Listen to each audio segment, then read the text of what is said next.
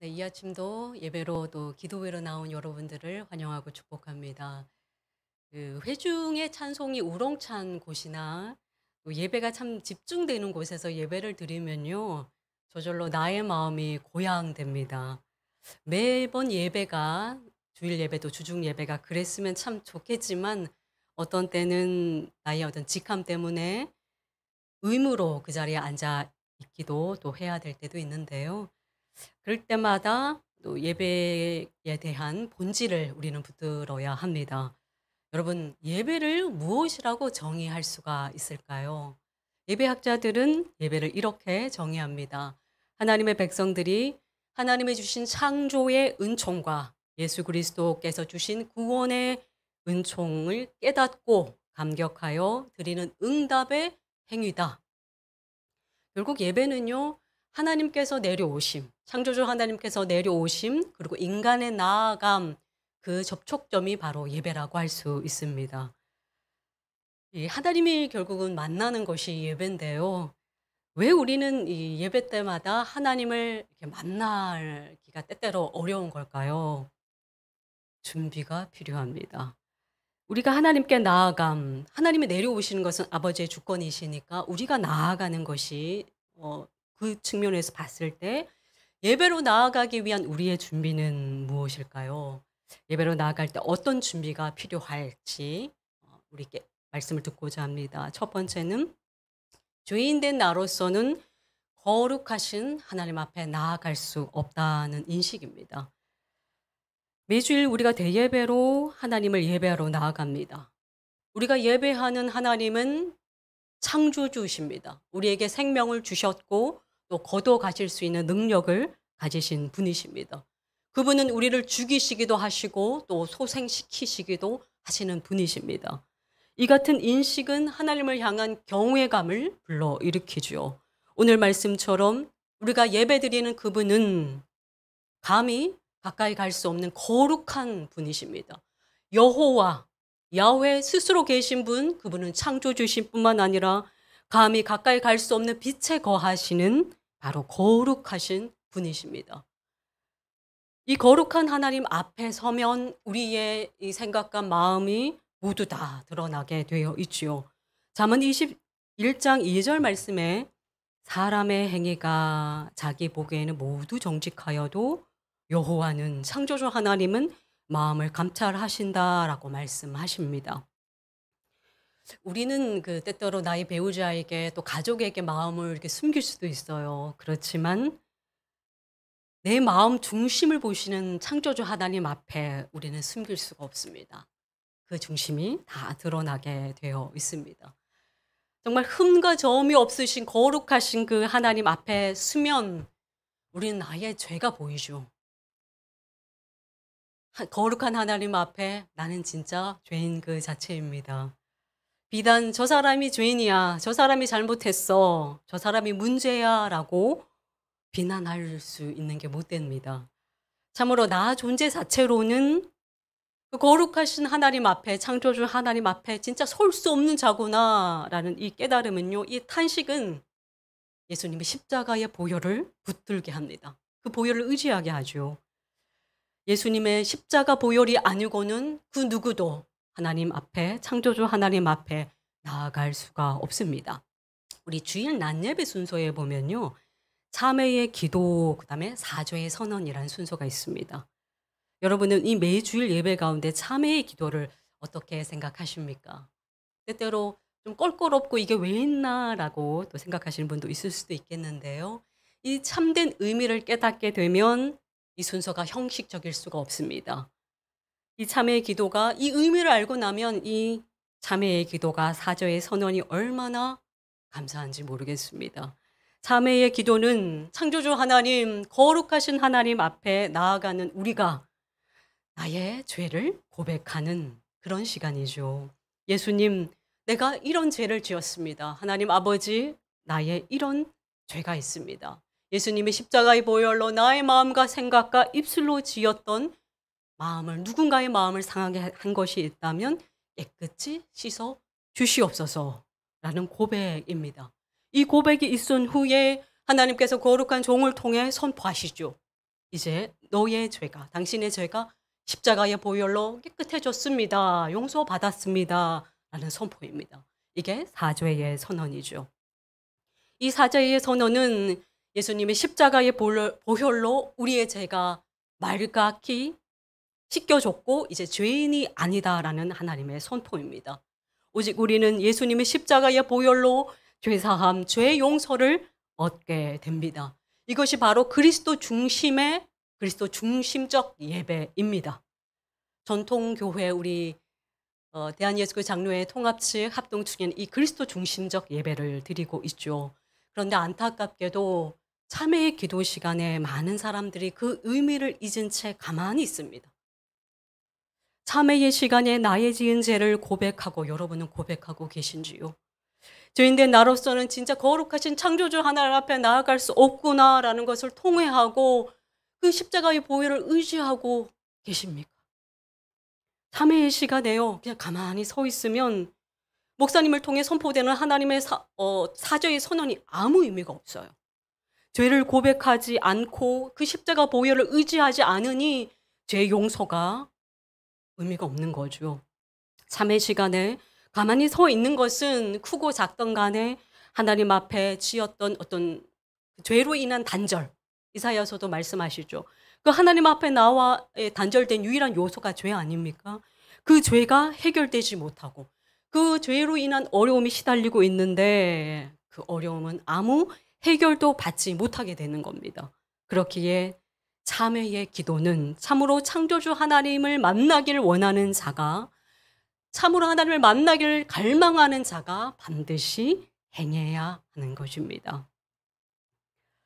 우리가 예배를 드렸는데 예배 끝나고 나서는 이게 하나님의 충만한 감격과 이 기쁨을 받아가야 되는데요. 이 예배를 드려도 이게 기쁨이 없는 거예요. 바로 그 사죄의 선언을 붙들어야 되는 거죠. 죄라는 존재가 하나님과 나 사이를 갈라놓았다는 것을 깨닫고 죄를 해결하는 적극적인 고백이, 노력이 필요합니다. 바로 그것이 참회의 기도입니다. 죄가 해결되지 않으면 우리는 하나님의 놀라운 창조주의 그 생명을 받을 수 없기 때문입니다. 이 하루 종일 우리가 이렇게 밖에 나갔다가요, 집에 이제 와서 이제 요즘 코로나 때문에 더 그래서 손을 씻으면 와, 별로 지저분해 보이지도 않는데 얼마나 이 때국물이 나오는지 모르겠습니다. 이 더러운 손을 또 더러운 우리의 이제 발을 어떻게 우리가 깨끗하게 할 수 있을까요?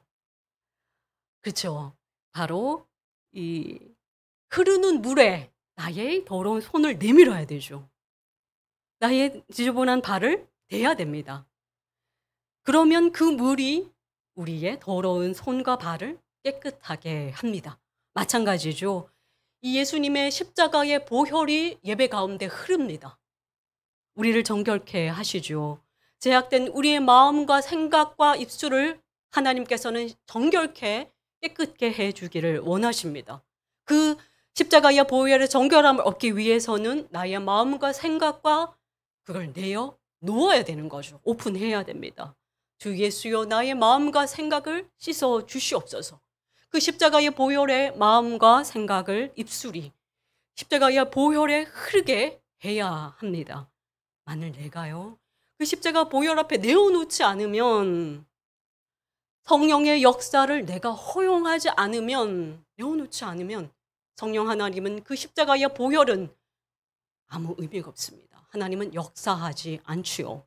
참회의 기도 시간에 가만히 있다는 것은 맑은 물로 하나님 우리를 정결케 하기를 원하시는데 그것을 거부하는 것과 마찬가지입니다. 그 참회의 기도 시간에 십자가의 보혈이 흐르고 있는데 거기로 나아가려고도 씻으려고도 하지 않는 것과 같습니다. 내가 나아가지 않으니, 내가 드려지지 않으니, 내가 개방하지 않으니 나의 더러움은 그대로 있습니다. 하나님의 그 놀라운 기쁨과 빛과 생명 자체는 올 수가 없지요. 우리가 예배 가운데 진정으로 하나님의 그 놀라운 은혜를 받기를 원하신다면 참회의 기도 시간에 예수님의 십자가의 보혈로 덧입기를 갈망하실 수 있기를 바랍니다. 적극적으로 예배 가운데 흐르는 그 십자가의 보혈 앞에 마음을 내어 놓아야 합니다. 그렇다면 예수님의 보혈이, 그 십자가의 보혈이 우리의 마음과 생각을 깨끗게 해 주실 겁니다. 예배 때마다 여러분께서 십자가의 보혈에 그 마음에 흐르게 하신다면 하나님께서는 여러분을 맑게 하시고 여러분에게 참된 평화와 기쁨을 주실 것입니다. 이제 하나님과 나 사이에 막혀 있었던 그 죄의 담이 예수님이 십자가의 보혈로 무너지니 하나님의 빛비춤이 내게 옵니다. 나를 향하신 나의 가정과 또 앞날을 향한 하나님의 세밀한 음성이 들려옵니다. 상황은 그리 나아지지 않을지라도 내 마음이 하나님께서 주시는 잠잠한 평강이 강같이 흐르게 됩니다. 지금 코로나, 지금 확진자가 더 많은 이 상황, 더 암담해질 수 있는 이 상황 속에서 하나님은 내게 말씀해 주시죠. 이것이 죄사함을 받은 자가 누릴 복입니다. 예배는 죄인된 우리가 보혈을 의지하여 하나님 앞에 나아가는 것입니다. 그 십자가의 보혈로 나아가는 우리에게 하나님 아버지는 자유를 주십니다. 죄가 온전히 사함받는 자유입니다. 이 자유는 하나님 아버지께서 매 예배 때마다 우리에게 주시길 원하시는 것입니다. 요즘 땡땡 집사님은 참 고민이 많습니다. 물론 코로나 때문에도 그렇지만 예배가 감흥이 되지 않는 거예요. 그리고 이제 코로나로 인원 제한이 되니까 예배당에 나가지 못하고 또 영상으로 핸드폰으로 이렇게 보니까 집중이 전혀 안 된다고 그러시더라고요. 갈급한 겁니다. 뭐 예배를 드리는 것 같지도 않고 보기는 보는데 아무 힘도 없고 살아갈 소망도 없고 그러시는 거죠. 또 마음이 전혀 채워지지 않는 느낌이 듭니다. 그러니까 마음이 더 이렇게 까칠해지는 건데요. 이 코로나 시대에 우리가 더 암담하고 소망이 보이는 듯합니다. 예수님께서 친히 자신을 떡으로 이렇게 표현을 하시는데요. 요한복음 6장 35절에 보면 예수님께서 생명의 나는 생명의 떡이다라고 얘기를 하십니다.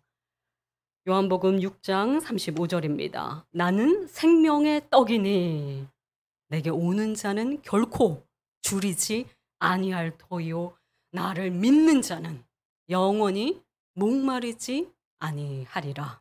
아멘. 여러분, 예수님은 생명의 떡이십니다. 그렇기에 우리 예수님께 나아가는 자는 결코 줄이지도 목마르지도 않죠. 우리는 이 예배 때마다 생명의 떡, 생명을 주는 떡 그 자체이신 예수님으로 충만함을 받아야 합니다. 우리가 이게 음식을 한 끼에 식사를 하잖아요. 그러면 참 이렇게 힘이 나요. 점심 때 식사를 하면 또 오후를 버틸 수 있는 힘이 그냥 납니다. 참 신기하죠. 우리가 어떤 음식을 먹는가에 따라서 건강이 좋아지기도 하고 또 건강이 나빠지기도 합니다. 양질의 음식은 먹는 자의 또 건강을 유지시키죠. 튼튼하게 합니다.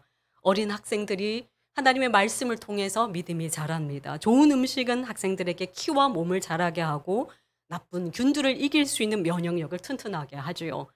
영의 양식도 마찬가지입니다. 하나님의 말씀은 우리의 믿음을 성장시키며 또한 하나님의 말씀은 생명 그 자체이기 때문에 우리의 내면을 또 속사람을 강하게 건강하게 하죠. 어떤 어려움과 어떤 병 앞에서도 그것을 이겨낼 수 있는 힘을, 담대함을 우리에게 주십니다. 하나님 아버지께서는 예배 때마다 우리에게 이 힘을, 죽음을 이길 수 있는 이 생명을 우리에게 주기를 원하십니다.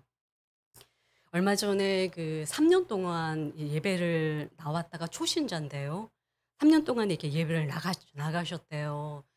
근데 지금은 교회를 나가지 않는데요. 그 이유를 제가 물어봤더니 3년 동안 교회를 나가서 말씀을 들었는데 도무지 믿음이 생기지 않아서 못 나가겠다 그렇게 얘기를 하시더라고요. 그래서 제가 생각을 했어요. 왜 3년 동안 교회를 나가서 말씀을 들었는데 왜 믿음이 생기지 않았을까? 사도행전 10장 44절에 보면요. 베드로가 이방 땅 가이사랴 고넬료 집에 가서 예수님이 누구신지 말씀을 선포합니다. 그랬더니 성령 하나님께서 그 말씀 듣는 자들에게 내려오시죠. 사도행전 10장 43절입니다. 그에 대하여 예수님에 대하여 모든 선지자도 증언하되 예수님을 믿는 사람들이 다 예수님의 이름을 힘입어 죄 사함을 받는다, 죄 용서를 받는다 하였느니라. 베드로가 이 말을 할 때에 성령이 말씀 듣는 모든 사람에게 내려오시니. 낯설게 한번 성경을 한번 보십시오. 지금 예수님을 통하여 예수님 이름을 힘입어 죄가 용서받는다라는 이 말씀을 선포하니 예수의 영이신 성령님, 생명을 가져다주는 이 생명의 영이 내려오십니다. 한 번도 받지 못했던 이 고넬료가 성령을 받게 되는 거죠. 우리는 예수가 누구신지 선포될 때에 성령 하나님이 내려오심을 눈여겨보아야 합니다. 참된 복음이 선포될 때에, 참된 예수님이 누구신지 선포될 때에 성령님은 역사하십니다. 예수님이 누구신지 선포될 때에 성령 하나님은 듣는 자의 마음에 오십니다. 비로소 예수님의 십자가가 믿어지게 되는 거죠. 참으로 그 십자가가 아멘으로 받아들이게 됩니다. 성령 하나님의 역사인 거죠. 그렇다면 우리가 성령을 받게 된 고넬료가 어떤 마음으로 하나님의 말씀을 받아들였는지 한번 볼 수 있었으면 좋겠습니다. 자, 이것은 우리가 어떤 마음으로 이 예배 가운데 말씀, 예배의 중심이 말씀이잖아요. 그 말씀을 받아들여야 될지 교훈을 얻을 수가 있습니다. 고넬료는요, 기도 중에 하나님의 천사로부터 욥바에 가서 베드로를 청해라라는 하나님의 사자의 음성을 듣게 됩니다. 그래서 지체하지 않죠. 종을 보내서 베드로를 오게 합니다. 이 베드로가 그 고넬료 집에 들어올 때에 고넬료가 그 베드로를 맞이하는 것을 한번 보세요. 사도행전 10장 25절입니다. 마침 베드로가 들어올 때에 고넬료가 맞아 발 앞에 엎드리어 절하니. 지금 고넬료가 베드로를 맞이하는 걸 한번 보세요. 발 앞에 엎드리어 절합니다. 베드로가요, 나는 사람이다 하면서 이렇게 고넬료를 이렇게 세우죠. 발 앞에 엎드려 절하니. 고넬료의 마음이 보이십니까? 고넬료의 마음, 하나님의 이 말씀을 참으로 듣고자 하고 이 암담한 상황 속에서 하나님이 무엇을 얘기하는지 그것을 정말 듣고 싶은 거예요. 그리고 그것을 전할 대언자인 이 종을 향한 경외감, 높이는 마음이 이 지금 태도 속에서 그냥 드러나고 있는 거죠. 공경함이 있습니다. 그의 마음속에는 하나님께서 이 베드로를 청하라는 이유가 분명히 있다는 것, 그리고 그것을 알고자 하고 하나님의 그 말씀을 듣고자 하는 기대감이 간절합니다. 그리고 성경에 보면 고넬료가 친척과 사람들을 다 모아서요, 이틀 동안 이 베드로를 기다렸음을 알 수 있습니다. 여러분 한번 상상해 보십시오.